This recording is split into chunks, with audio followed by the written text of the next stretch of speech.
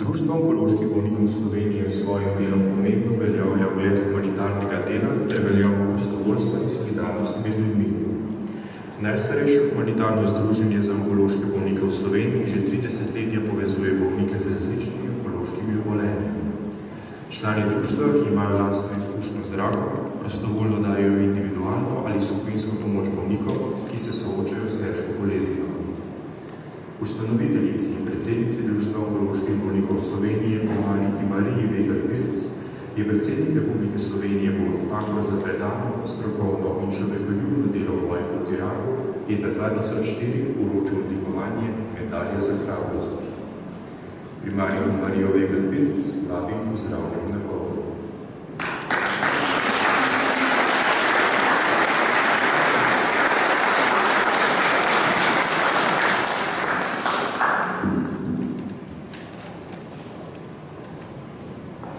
Spoštovani gospod predsednik, dragi prijatelji, v posebno čast si štejem, da smo danes, ko obeležujemo 30. obletnico delovanja našega društva, lahko tukaj z vami. To srečanje sprejemam kot priznanje najvišje avtoritete našemu delu in našim prizadevanjem. 30 let je dolga doba. V tem času se je društvo razvijalo in širilo svoje dejavnosti, ki so namenjene bolnikom z rakom in njihovi celostni obravnavi. Veselili smo se napredka v medicini, ki omogoča vse boljše obvladovanje raka in si prizadevali, da bi bilo življenje naraščajočega števila obolelih čim bolj kakovostno. Na tem mestu bi rada še posebej izpostavila prostovoljstvo. Eno najbolj plemenitih dejanj, ki jih ljudje lahko storimo za sočlovekom stiski. S prostovoljskim delom bolnikov in strokovnjakov organizirani samopomoči bolnikov z rakom, pot k okrevanju, društvo pomembno dopolnjuje medicinsko in psihosocialno skrbo bolnikov. Začetki programa pot k okrevanju so tesno povezani z razvojem psihoonkološke dejavnosti v Sloveniji in segajo v letu 1980. Veliko število prostovoljcev, ki so danes z nami, dokazuje, da slovenska družba še vedno premore in ceni tiste temeljne vrednote, kot so solidarnost, nesebičnost, pripravljenost pomagati, sočutje. To so plemenita dejanja ljudi, ki v svojem življenju premorejo čas in energijo, da se posvečajo ljudem v stiski. Prostovoljci z lastno izkušnjo raka, ki jih ves čas izobražujemo, pomagajo bolnikom in njihovim svojcem, da težki trenutki postanejo znosnejši, življenje z boleznijo lažje, da veš, da obstaja še kdo, s komer se lahko pogovoriš, se nasloniš na, kot je najbolj hudo. Tudi sama bi se vam, dragi prostovoljci in prostovoljke, rada zahvalila za vašo predanost, nesebičnost in pozitivno energijo, ki jo namenjate pomoči potrebnim. Včasih pri organizaciji prostovoljskega dela in podelitvi statusa naletimo na togost javne uprave. Izkušnje in primeri dobre prakse iz domovine in tujine pa kažejo na blagodejne učinke tovrstnih dejavnosti za vse vpletene, za tiste, ki pomoč potrebujejo in za tiste, ki jim jo nudijo. Veseli me, da tudi vi, gospod predsednik, prepoznavate pomen prostovoljstva.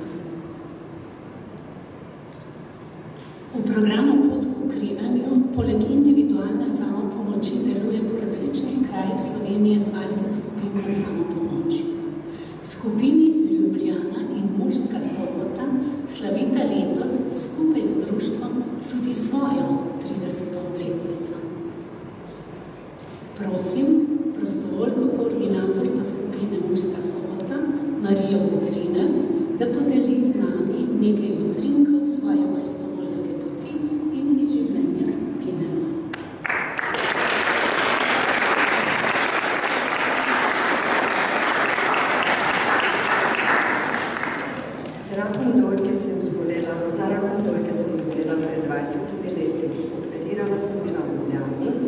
času, ko sem čakala na izglede, me obiskala prostovoljka, kar mi je takrat zelo veliko pomenilo. Bila sem prestrašena, zgubljena, daleč od doma, sama s svojimi mislimi in strahom. Po končani kemoterapiji je sledilo še 33 obsevaj in tudi ta čas sem morala biti v Ljubljani. Takrat sem spoznala prostovoljko Jožico, ki me je pripeljala na srečanje skupine za samopomoč. Zame je bilo to srečanje nekaj novega in začela sem premišljati, da bi se vključila v skupino bližje domu. Tako sem leta 1998 postala članica Mursko-Soboške skupine. Od leta 2003 pa jo vodim kot prostovoljka koordinatorka.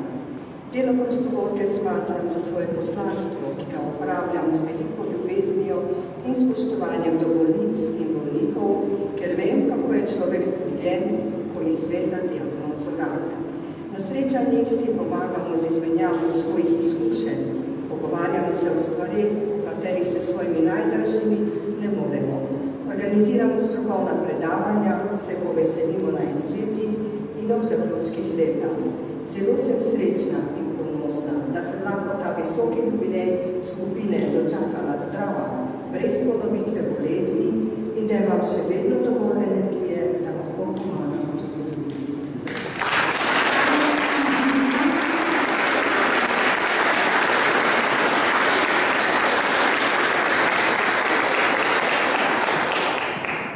Osnovne družbene dejavnosti so namenjene ljudem z rakom. Pa vendarle ne smemo pozabiti preventive, s katero lahko zmanjšamo verjetnost, da bi zboleli z rakom. Ozaveščanje najširše slovenske populacije je ena od dejavnosti, kateri namenjamo veliko časa in truda. Letos, ko praznujemo 30.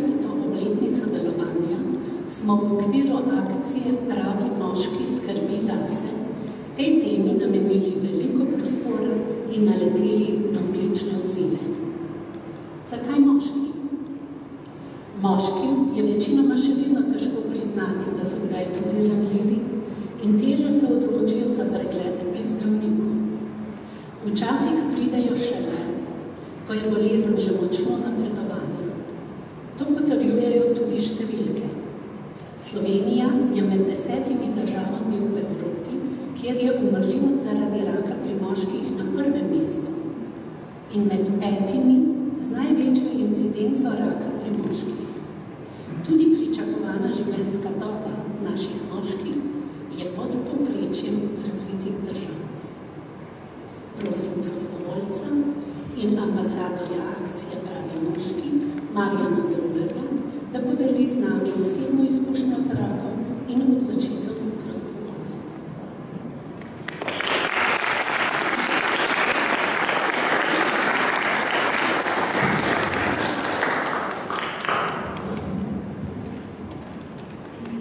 Brško me nič drugače kot pri ostalih, tudi moje izkušnje s to boleznijo ni bila nič kaj prijetna. Meni se je porajalo kupica dvomov in vprašanj, za katere sprve nisem našel ne razlag, ne odgovorov. Še manj, da sem bil pripravljen na vse težave, ki so me spremljale med zdravljenjem te bolezni. Žal, nisem imel nikogar s tovrstno ali podobno izkušnjo, da bi lahko pridobil prepotrebne svete o težavah ter nevšečnostih, ki sem bil deležen. Pa vendar, takrat sem se zagledil nekaj pomembnega. Odločil sem se, da vkolikor premagam to zahrbtno bolezen, želim svoje pretekle izkušnje in prehojeno pot od bolezni do ozdravitve deliti naprej z vsemi, ki to potrebujejo ali želijo. Če se ozrem nazaj, priznavam, da sem srečen. Iz te bitke sem učel kot zmagovalec in, kot sem že prej sklenil pri sebi, držal ljubljivo samo v sebi in postal prostovoljec. Tako sem tudi z navdušenjem in z velikim entuziazmom sprejel sodelovanje pri projektu Pravi moški, predvsem zato, ker je ključnega pomena zavedanje, da lahko razvoj naših okolij preprečimo z ozaveščanjem, zdravim odnosom do življenja in predvsem z rednimi preventivnimi pregledi. In ne nazadnje, kar je bistvo vsega skupaj in drugače, kot je bilo v mojem primeru, lahko smo zmagovalci tudi brez bitke.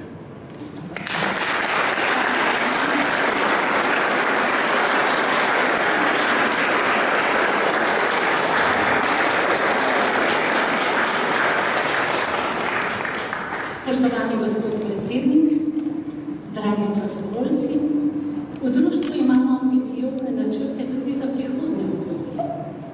Vsi so usmerjeni v preventivo, ozaveščanje o raku in zdravem življenjskem slogu ter v pomoč bolnikom in njihovim svojcem. Veseli me, da nas podpirate tudi vi. Skupaj smo lahko močnejši in skupaj lahko poskrbimo za to, da bi v Sloveniji čim manj ljudi zbolevalo in umiralo za rakom. Pokazati želimo, da ga je mogoče obvladati, če ga zgodaj odkrijemo, bolnikom pa zagotovimo optimalno zdravljenje in celostno rehabilitacijo. Rame pa bi vam prenesli še drugo sporočilo o boju proti raku. Še drug pogled strani bolnikov, ki ob spoznanju, da je tudi bolezen del življenja, okrepijo notranje moči upanja in zaupanja v zmago za spopad z njo. Kljub težavam, ki jih bolezen prinese, je za mnoge to tudi izziv za spremembe, za bolj radostno in ustvarjalno življenje, za novo upanje v bolj prijaznih, solidarnostnih, medčloveških odnosih. Hvala lepa.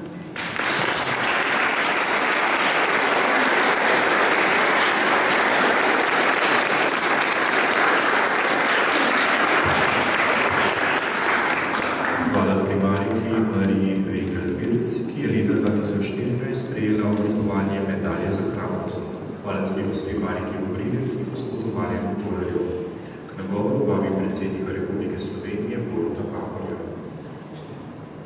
Spoštovana gospa predsednica društva, odlikovanka, dr. Birčeva, spoštovana prva dama, vsi drugi visoki gostje, dame in gospode. Lansko leto sva z mamo obiskala Koroški inštitut in sva se srečala z vami. Dr. Birčeva se z vami se sicer pogosto srečuje tudi tukaj, v tej palači, in beseda je nanesla na vaše bližnji tej, 30-letnico, in zdaj se mi je prav, da izrečem povabilo, da ga praznujemo skupaj in temu smo danes tudi priča. Spremite, prosim, tem jubileju, tako vi kot predsednica, vsi, ki v društvu, zlasti kot prostovoljci sodelujejo, iskrene čestitke moje osebne, države in lahko rečemo vseh njenih ljudi. Konec leta 2013, mislim, da ste bili takrat prav tako poleg po običaju predsednik sprejema vodstva največjih humanitarnih združb. Spomnim se sestanka tukaj na drugi strani hodnika, kjer smo slišali nekaj problemov in rešitev za prostovoljstvo v Sloveniji. Ta sestanek pa mi bo ostal v spominu po podatku, ki me je najbolj supnil. Leto prej, leta 2012, je za eno ali drugo obliko pomoči v Sloveniji zaprosilo 731 tisoč ljudi. Seveda je bil ta podatek osupljiv iz vrste razlogov, najprej zaradi številke, pa tudi zaradi strukture ljudi, ki se obračajo za pomoč. To je bil čas, ko je kriza že pojenjala, ampak so se socialne stiske še poznali. Šlo je še vedno za veliko primerov pomoči, za lažje in boljše premagovanje socialnih stisk.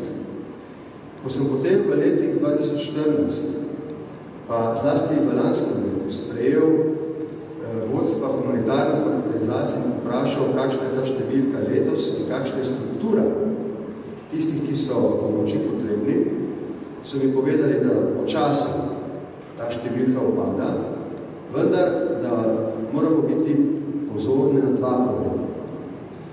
Prvi je ta, da v veliki meri ta problem ljudi v stiski rešujejo prostovoljska združenja, medtem ko država v manjši meri razume potrebo po večjem angažiranju. Prav gotovo ni mogoče reči za Slovenijo, da ni socialna država, v tem smislu smo in veliko namenjamo, ampak očitno je, da tudi z razpoložljivimi finančnimi sredstvi najbolj uspešno vedno ne targetiramo za pomoč potrebnih ljudi.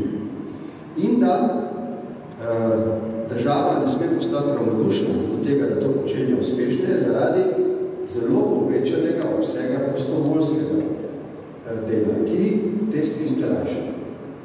Drugič, opozorili so me, da je mogoče v letu 2015 potreb za pomoč manj zlasti, ko gre za neposredno socialno stisko, za hrano in podobne stvari, ampak postaja problem to, več ljudi, ki so potrebni pomoči zaradi svojih duševnih stisk. Kar pomeni, da se ljudje znajdejo ali zaradi bolezni, ali zaradi klasičnih socialnih problemov, izključenosti iz družbenega položaja, počutijo ogroženost njihovega človeškega dostojanstva. To pa je, mislim, da problem, ki ga je potrebno tudi v luči prihodnosti razumeti, da se mu prilagodijo državne socialne politike, pa tudi organiziranje in nudenje prostovoljske pomoči. Rad bi se seveda v tej priložnosti zahvalil društvu, ki praznuje okroglo jubilejno 30. obletnico za to, da nudi pomoč ljudem, ki so se znašli v bolezenskih stiskah. Pri raku tako, da to je zlasti del v preteklosti, dostikrat pomeni za pacienta, ki sliši za to diagnozo šok. Zlasti v časih je to pomenilo resno nevarnost, da ta človek takih bolezni in diagnozo preživi. Stvari se spreminjajo, medicina napreduje in lahko vidimo, da dostikrat uspešno premaga samo bolezen, ampak kot mi predsednica dostikrat pove, stiske pa ostanejo. Stiske ostanejo tiste, ki ga je doletela, hkrati pa tudi nek pogum, da, kot je rekel veleposlanik, ekscelenca, ambasador društva, da sprejmejo neko odločitev, da bodo te svoje stiske, soočanje z njimi, njihovo izkušnjo, prinesli drugim. To je nenadomestljiva pomoč, ki je pravzaprav država v oskem pomenu besede niti ne more nuditi. Nudijo lahko samo ljudje, ki zelo iskreno doživljajo soočanje za to zahrbno boleznijo, jo premagajo in to izkušnjo, s to svojo izkušnjo navdihujejo tiste, ki se z njo soočajo. Rad bi povedal, da glede na številke, Slovenija premore zelo veliko srce, da je v Sloveniji zelo veliko prostovoljk in prostovoljcev, tako za podobne stiske in težave, kot jih predstavlja bolezen, kot za vse druge vrste problemov in da Slovenija premaguje, zdaj mislim, da že lahko rečem končno, na to veliko finančno, socialno, gospodarsko in tudi moralno krizo, ki smo bili pričali od konca leta 2008, tudi za voljo tega velikega in dobrega srca ljudi, ki so pripravljeni prostovoljno pomagati za to, da je drugemu lažje in boljše. Sprejmite zato, gospod predsednica, vsi navzoči v predsedniški palači, v vašem jubileju, še enkrat najbolj prisrčne čestitke in tudi izraz zahvale vseh naših ljudi, tudi tistih, ki taki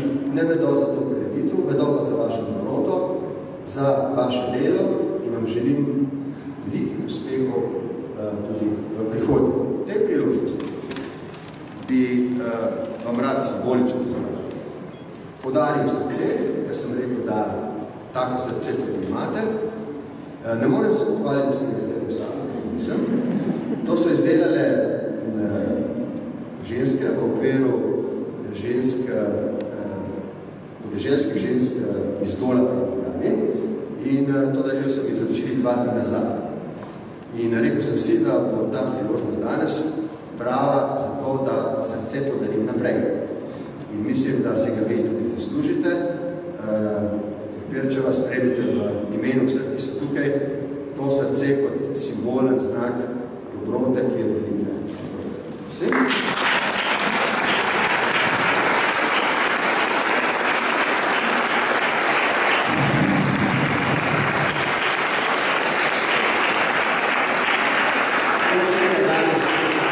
Materinski dan in seveda vsem želim vse dobro in lepo v tem prazniku. Sem prav hvaležen moji mami, da me ne posluša. Ker dr. Perčeva, ko sem lani obljubil, da bo tukaj sprejel, me je potem ona večkrat opomnila, kaj sem obljubil in je rekla, da če nam pride, me bo še se.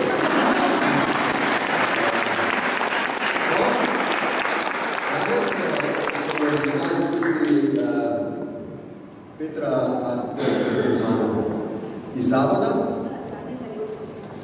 iz osnovne šole Janeza Levca. To je zavod otrok, ki slabo ali ne slišijo in so mi prinesli nekaj daril, med njimi tudi primerna praznika, ki nas čaka, in sem si mislil, da je mogoče tudi ena priložnost, da na ta način naprej podarim dobroto otrok in jo prav tako.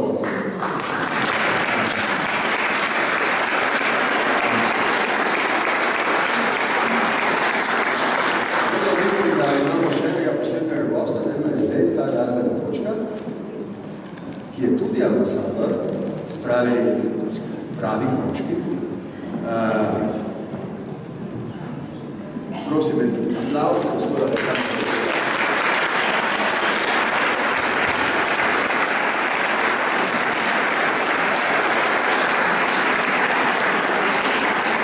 Hvala lepa. Ko se znajdemo v trenutkih nesigurnosti, v prelomnih trenutkih v življenju, se mi zdi, da je eno poglavitno vprašanje, ki se ga moramo vprašati, kam? Kam gremo? Kam to vodi? In se mi zdi, da ni lepšega soneta oziroma ni lepše razlage ali pa lepšega opisa tega občutka, kot ga je napisal France Prešeren v pesmi Kam. Še vedno te besede, kadarkoli jih pogledam, zvenijo, kot da so napisane danes, ne pred 200 leti. In to je veličina našega pesnika.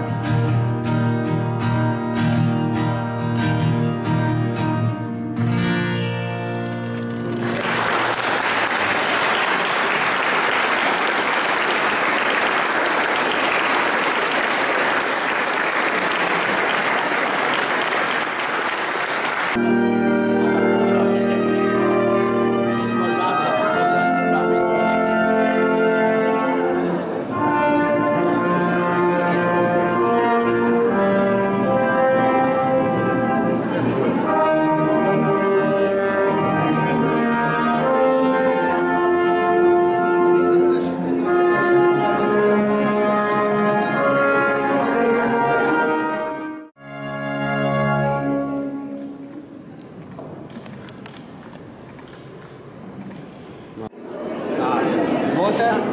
Izvolite, Rožice. Izvolite.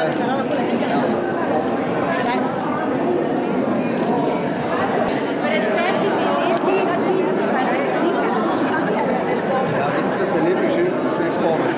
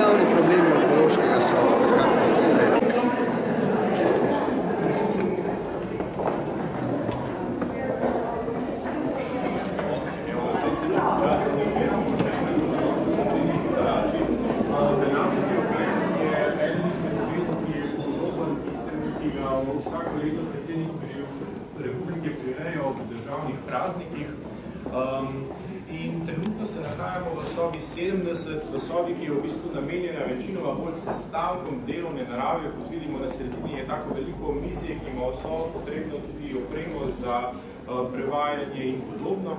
In tu običajno predsednik republike sprejema recimo v uradnih obiskih ali pa v ostalih obiskih delegacij, v katerih je večje število tujih državnikov. Ko bomo potem šli še v sobo, ki je v bistvu tudi na moji levi oziroma na vaši desni, bomo videli, da je to manjša soba, ki je pa namenjena enemu delu, ki običajno poteka pred tem plenarnim pogovorom, recimo na uradnem obisku, ko predsednik sprejme gosta in se z njim pogovarja tako imenovano na 4 oči, oziroma v letošnjem rečemo tete-tet oziroma glavo na glavo, dobesedni prevod. In v znatnem salonu potem nekaj časa traja pogovor, v tem času vmesno se tu zbere delegacija in potem gostitelj in gost vstopita v sobo in potekajo pogovori.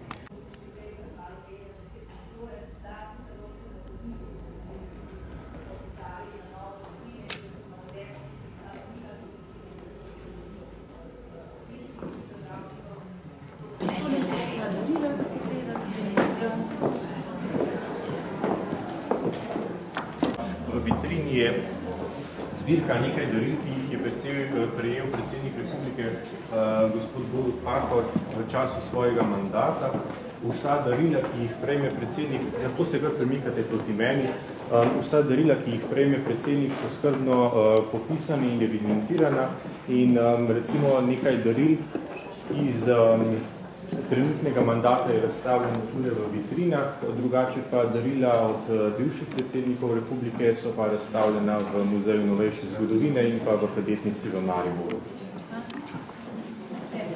Drugače pa so to darila, ki so darila nosilcu funkcije in po prenehanju mandata torej postanejo seveda državna last.